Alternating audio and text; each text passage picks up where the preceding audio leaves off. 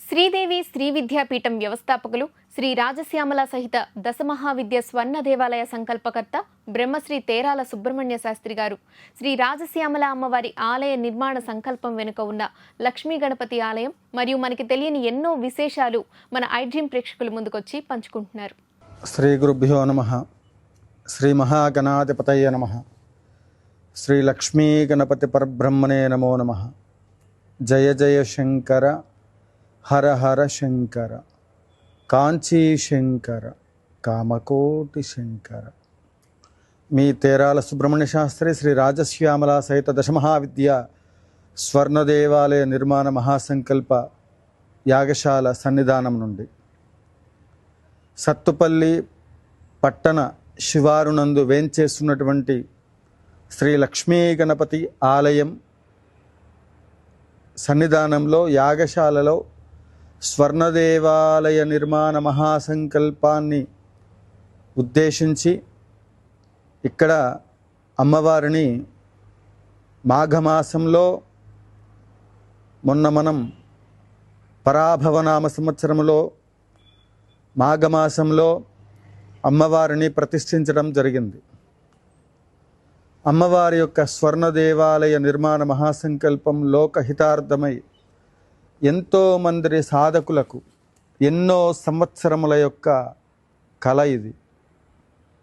అమ్మవారి ఆలయము మన పరిసర ప్రాంతములలో తెలుగు రాష్ట్రాల్లోనే కాకుండా యావత్ ప్రపంచం మొత్తంలో కూడా రూపసహితముగా ప్రత్యక్షంగా 16 అడుగుల స్వరూపంతో దశమహావిద్య స్వర్ణ దేవాలయ నిర్మాణ మహాసంకల్పం ఇది కొన్ని వందల సంవత్సరముల నాటి కళ.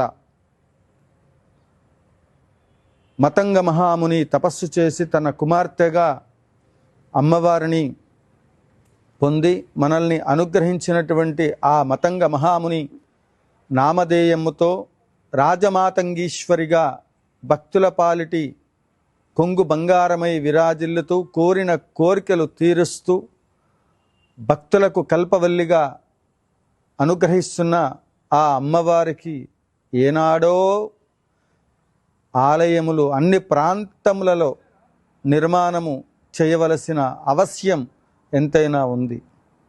కారణం ఏది ఏమైనప్పటికీ కూడా ఈ నిమిషం, ఈ క్షణం, ఈ 25 సంవత్సరాల పాటు ఈ సన్నిధానంలో సత్తుపల్లిలో పెద్దవంతెన దగ్గర వేంచేస్తున్నటువంటి శ్రీ లక్ష్మీ గణపతి ఆలయంలో మనం యజ్ఞయాగాది క్రతువులు నిర్వహించి 25 సంవత్సరాల పాటుగా అమ్మవారి యొక్క ఆలయ నిర్మాణం కొరకు అత్యంత రహస్యముగా, ఎందుకంటే అమ్మవారు మాఘమాసంలోనూ మరియు ఆషాఢ మాసంలోనూ మంత్రినిగా దండినిగా ఉన్నటువంటి ఆ అమ్మవారు రాజశ్యామల అమ్మవారు మంత్రిని, వారాహి అమ్మవారు దండిని.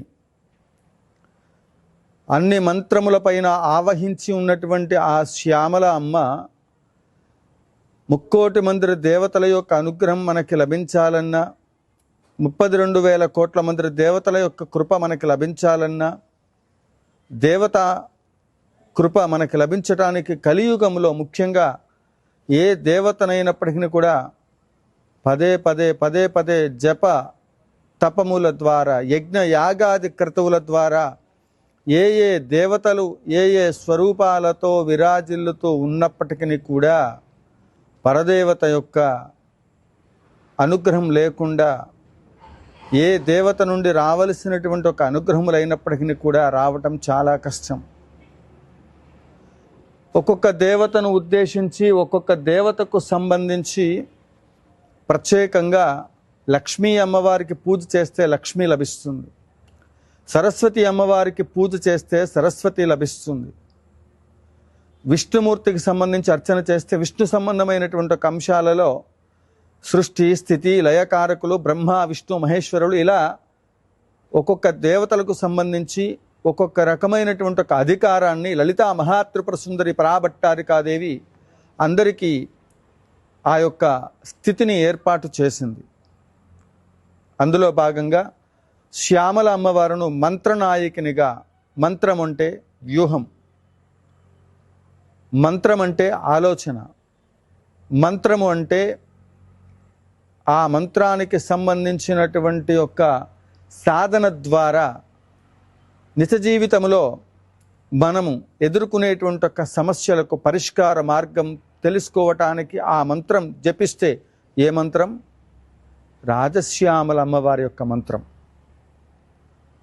రాజశ్యామల అమ్మవారి యొక్క మంత్రాన్ని అనుష్ఠానం చేసినా, మంత్ర సాధన చేసినా ఆ మంత్రానికి సంబంధించినటువంటి ఒక అధిష్టాత్ర అయినటువంటి ఒక అనుగ్రహం లభిస్తుంది అని సాధకులు గుప్తముగా, రహస్యముగా మరి అందరూ కూడా నిరంతరం అమ్మవారి యొక్క అనుగ్రహం కొరకు, అమ్మవారి యొక్క కృప కొరకు అత్యంత రహస్యముగా సాధన చేసేటువంటి ఒక ఈ శ్యామల అమ్మవారి యొక్క మరి ఆలయ నిర్మాణము అనేటువంటిది ఇది సాధకులకు, భక్తులకు అందరికీ కూడా ఆనందదాయకమైనటువంటి ఒక అంశం. ఎందుకంటే 32,000 కోట్ల మంది దేవతల యొక్క అనుగ్రహం మనం పొందాలి అంటే మంత్రసిద్ధి కలగాలి, లేదా ఆ మంత్రముల పైన ఆవహించి ఉన్నటువంటి ఒక గణపతి పూజ చేసినప్పటికీ కూడా ఆ గణపతి యొక్క అనుగ్రహాన్ని, గణపతి పూజ చేసేది ఎందుకంటే విఘ్నకర్త విఘ్నహర్త అని అంటూ ఉంటారు. అందువల్ల విఘ్నములను తొలగడానికి, విఘ్నములను నివారణ చేయడానికి కావలసిన కార్యక్రమములు సఫలీకృతం అవ్వడానికి గణపతిని ఆరాధిస్తాం. అలాంటి ఆ గణపతి అనుగ్రహం లభించాలన్నప్పటికీ కూడా శ్యామల అమ్మవారి యొక్క అనుగ్రహం లేకుండా ఏది కూడా జరగదు.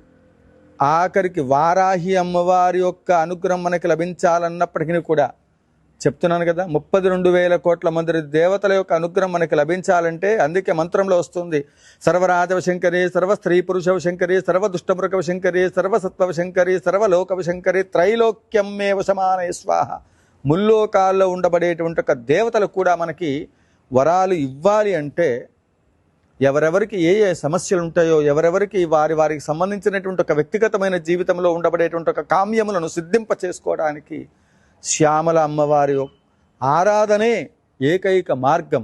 అయితే ఈ అమ్మని ఆరాధించేటువంటి ఒక క్రమంలో ఇది గుప్తముగా ఉండిపోవటం చేత సాహసం చేసి ఎవరూ కూడా నవరాత్రుల వరకు మాత్రమే పరిమితి అయి, అటు వారాహి నవరాత్రులు అవ్వచ్చు, ఇటు శ్యామల అమ్మవారి నవరాత్రులు అవ్వచ్చు, గుప్తముగానే చేసుకుంటూ వెళ్ళారు. పూర్వం రాజులు వారికి ఉన్నటువంటి ఒక రాజ్యాన్ని కోల్పోయినప్పుడు రాజ్యాధికారం కొరకు రహస్యంగా కీకారణ్యంలోకి వెళ్ళి వనమూలికలతో, విశేషమైనటువంటి ఒక మంగళ ద్రవ్యాలతో అమ్మవారికి రాజులు విశేషంగా యాగములు చేసి తిరిగి మరలా రాజ్యమును పొందారు. ఆ విధంగా రాజ్యమును పొందిన తర్వాత నిరంతరము కూడా యాగములు చేస్తూ వంశ పారంపర్యంగా రాజ్యాధికారాన్ని పొందారు. ఇప్పటికీ కూడా ఒక్కొక్క ఫ్యామిలీలో డాక్టర్లు, వాళ్ళ ఫ్యామిలీస్ మొత్తం కూడా డాక్టర్లుగానే ఉంటారు. ఇంకొంతమంది ఫ్యామిలీస్లో లాయర్లుగా ఉండిపోతారు. ఇంకొంతమంది ఆ ఫ్యామిలీస్లో ఐఏఎస్లు, ఐపీఎస్లు, కొంతమంది వేద పండితులు. ఇలా వాళ్ళ యొక్క జీవన విధానములలో వాళ్ళకు ఉండబడేటువంటి ఒక ఆ పూర్వజన్మ సుకృత ఫలితం చేత ఆ దేవతను ఉద్దేశించి మనం సంకల్పం చేసినటువంటి ఒక ఏవైతే ఉన్నాయో వంశపారంపర్యముగా అనువంశికంగా ఈ రాజరికపు పరిపాలన అనేటువంటిది పొందటానికి ఇంట్లో యజమాని కూడా ఒక రాజుతో సమానం. తన ఇంట్లో తానే రాజు, తన ఇంట్లో ఆ ఇల్లాలే మంత్రి, మహారాణి, కుటుంబ సభ్యులంతా మంత్రి, పరివారము ఇదంతా కుటుంబం.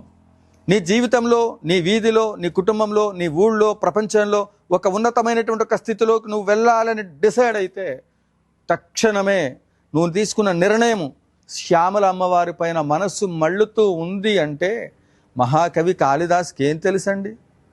ఆయన యూట్యూబ్ చూశాడా? ఎవరన్నా వీధికి ఒక గురువు దగ్గరికి వెళ్ళి నాలాంటి వాడిని నేను శ్యామల అమ్మవారిని ఎలా పూజ చేయాలని అడిగాడా? ఏం అడగల. భార్య బాధపడుతుందని, తల్లి నాకు విద్యలనివ్వు, నాకు విద్యలని ప్రసాదింప చెయ్యమ్మా అని చెప్పి భగవంతుడితో పోట్లాడి ఆ భద్రకాళి రూపంలో ఉన్నటువంటి, అందుకే కాళిదాసు అన్నారు, కాళీ రూపంలోనే అమ్మవారు కనిపించింది. కాళీ స్వరూపంలో కనిపిస్తే జ్ఞానం కలిగిన తర్వాత శ్యామలగా అమ్మవారు అనుగ్రహించింది. అలాంటి శ్యామల అమ్మవారికి మనం తెలంగాణ ప్రాంతంలో, తెలుగు ప్రాంతాలలోనే కాదు యావత్ ప్రపంచం మొత్తంలో కూడా ఈ మహాకవి కాళిదాసులాగానే ప్రతి ఒక్క ఇంట్లో కూడా జ్ఞానవంతులు, బుద్ధిమంతమైనటువంటి ఒక స్థితిగతిలో ఉన్నతమైనటువంటి ఒక స్థితి కలగడానికి, ప్రతి ఒక్కళ్ళు కూడా వాళ్ళ వాళ్ళ రంగాలలో ఉన్నత స్థితి కలగడానికి శ్యామల అమ్మవారి యొక్క ఉపాసనతో వాళ్ళకి సంబంధం ఉన్నా లేకున్నా అమ్మవారిని మీ ఇంట్లో మీరు ఉన్నటువంటి ఒక నిలబడినటువంటి ఒక ప్రదేశంలోనే అమ్మ శ్యామలాంబ నన్ను రక్షించి కాపాడు తల్లి, నాకు విద్యలనివ్వమ్మా, భోగాలనివ్వమ్మా, రాజభోగాలనివ్వమ్మా అని అడిగితే, అమ్మని అడిగితే ఇవ్వకుండా ఉంటుందా? సంతానం ఎంతమంది ఉన్నప్పటికీ కూడా తల్లి పిల్లలందరూ బాగుండాలని కోరుకుంటారు. కానీ సంతానంలో ఉన్నటువంటి వాడు నాకంటే వాడు బాగున్నాడు, వాడికంటే కింద వాడు బాగున్నాడు, నేను బాగోలేను, చుట్టుపక్కల వాడు బాగున్నాడని ఏడుస్తూ ఉంటారేమో. కానీ తల్లి మాత్రం నా బిడ్డలందరూ బాగుండాలనుకుంటుంది. అందుకే అమ్మ దయ ఉంటే అన్నీ ఉన్నట్లే అంటారు. ఇటువంటి మహోత్తరమైనటువంటి ఒక మహాసంకల్పంలో మనమందరం కూడా రాజశ్యామల అమ్మవారిని ఉపాసన ఎందుకు చెయ్యాలయా అని అడిగితే, ఈ విధమైనటువంటి ఒక కలియుగంలో మనమందరం కూడా కలి ప్రభావం చేత మరి బాధపడుతున్నప్పుడు, మన ఈ జీవన మనుగడలో మన చుట్టూ ఉన్నటువంటి వాళ్ళే శత్రువులుగా మారిపోతున్నప్పుడు, మన జీవితంలో నేను చేసే ప్రతి ప్రయత్నం కూడా విఫలమవుతున్నప్పుడు, ఆ చేసే ప్రయత్నాలన్నీ కూడా సఫలీకృతం కావడానికి మనం ఎలాంటి నిర్ణయాలు తీసుకోవాలో నన్ను అడిగితేనో, ఇంకో జ్యోతిష్కుని అడిగితేనో, ఒక మంత్రగాళ్ళని అడిగితేనో, ఒక వాస్తు పురుష దోషం కోసం అడిగితేనో, వాస్తు దోషం కోసం అని చెప్పి ఉన్నవి లేనివన్నీ పీకి పందిరి పెడుతూ ఉంటారు. కాశీనగరానికి సందుల్లో గొందుల్లో వాటన్నిటిలో కూడా ఉన్నాయి. వాళ్ళు బతకట్లేదా? కేరళలో ఒక్కో చోట ఒక్కొక్క ప్రదేశంలో ఇల్లు ఉంటాయి, అది వాస్తు ప్రకారంగా ఉన్నాయంటారా? నేను వాస్తుని తప్పుపట్టట్లా, జ్యోతిష శాస్త్రాన్ని తప్పుపట్టట్లా. ఎంతకాలం ఎన్ని ఒత్తులతో దీపారాధన చేస్తే ఏమొస్తుంది, ఏ గుడికి వెళ్తే ఎన్ని క్షేత్రాలు తిరిగితే ఏమొస్తుందని అంటున్నారు తప్ప, ఈ దేహంలో నిక్షిప్తమై ఉన్నటువంటి ఒక మంత అన్ని భూతములకు అన్నిటికీ కూడా ముల్లోకాలకు అధిపతి అయినటువంటి ఒక ఆ శ్యామల అమ్మవారిని ఒక దేవతకు సంబంధించి పూజ చేస్తేనే 100 నియమాలు ఉన్నప్పుడు, అన్ని దేవతలకి కూడా ఆర్డర్ పాస్ చేసేటువంటి ఒక శక్తిని ఇచ్చినటువంటి ఒక లలితా మహాత్రిపుర సుందరి, ఆవిడ ముద్రిని అని కూడా పేరు, ఆవిడ ఉన్న ఉంగరాన్ని ఇచ్చి అధికారాన్ని ఇచ్చేసినప్పుడు ఆ దేవతకు పూజ చేసేటప్పుడు నా శక్తి సరిపోతుందో లేదో అని భయపడక్కర్లా. అన్ని శక్తులు కలిగినటువంటి ఒక అమ్మవారినే పట్టుకోవటం వల్ల మీ ప్రాబ్లమ్స్ అన్ని క్లియర్ అవుతాయని, ఈ రాబోయే కాలంలో కూడా ఎవరు అనేక ప్రాంతాలలోకి వెళ్ళి వాళ్ళ యొక్క ప్రాబ్లమ్స్ను తీరడం కోసం పదే పదే మరి బాధపడకుండా తక్షణమే ఉన్న నిమిషం అమ్మని స్మరణ చేసిన నిమిషంలోనే వాళ్ళకి ఆ ప్రాబ్లమ్స్ తీరడానికి కొన్ని వందల సంవత్సరాల తర్వాత, కొన్ని యుగముల తర్వాత అని కూడా అనుకోవచ్చు. మతంగ మహాముని తపస్సు చేస్తే అమ్మవారు దర్శనమిస్తే, మహాకవి కాళిదాసు తపస్సు చేస్తే వచ్చినటువంటి ఒక ఫలితం ఈరోజు 25 సంవత్సరాలన్న ఈ కళకు అమ్మవారు ప్రత్యక్ష రూపంగా మనకి కనిపిస్తూ ఉంది. కాబట్టి భక్తులందరూ కూడా ఈ స్వర్ణాలయ నిర్మాణ మహాసంకల్పంలో భాగస్వాములై మీకున్నటువంటి ఒక సంకల్పాలన్నీ సిద్ధింప చేసుకోవడానికి ప్రత్యేక పూజా కార్యక్రమాలన్నింటినీ కూడా మనం నిర్వహిస్తూ ఉన్నాం. ఈ కార్యక్రమంలో సత్తుపల్లిలో పెద్దవంతన దగ్గర తెలంగాణ ప్రాంతంలో యాగశాలలో అమ్మవారు దర్శనమిస్తూ ఉంది.